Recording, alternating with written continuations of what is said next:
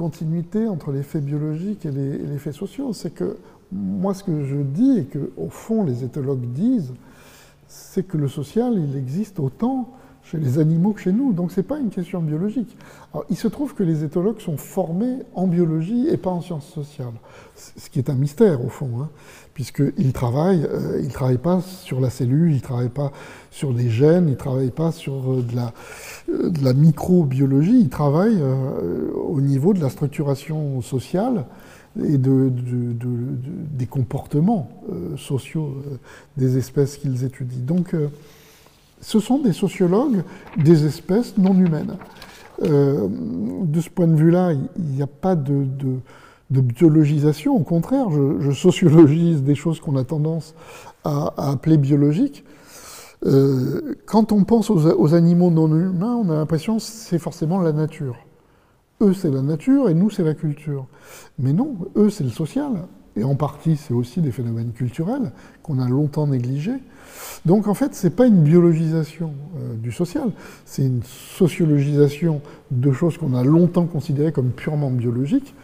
Non, il y a des lois sociales qui structurent aussi la vie des groupes d'espèces non humaines. Et ça, il faut s'habituer en fait à reconsidérer nos catégories. Voilà, nature-culture, ça ne fonctionne pas. En revanche, la chose qui pourrait faire peur, c'est l'idée de comment on rattache une propriété spécifique de l'espèce, comme par exemple son altricialité secondaire, avec des faits sociaux. Est-ce que là, ce n'est pas une explication par le biologique?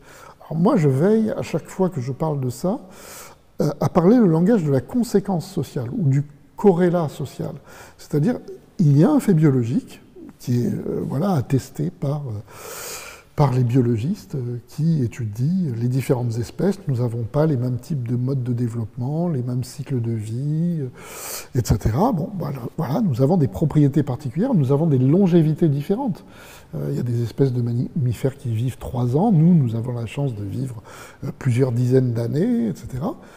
Moi, ce qui m'intéresse, c'est les effets sociaux de ces propriétés biologiques.